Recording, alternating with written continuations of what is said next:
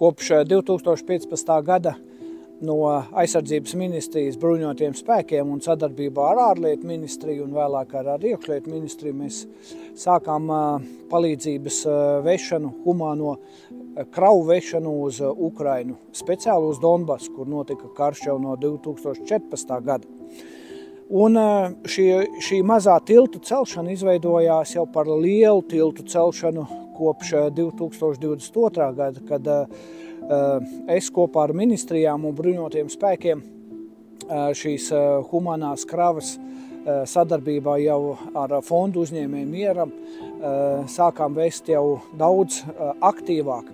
Un tas, ko tur mēs aizvedām, varbūt nebija tik liela nozīme kā tā mīlestība, ko mēs parādījām, un attieksme, ko mēs parādījām.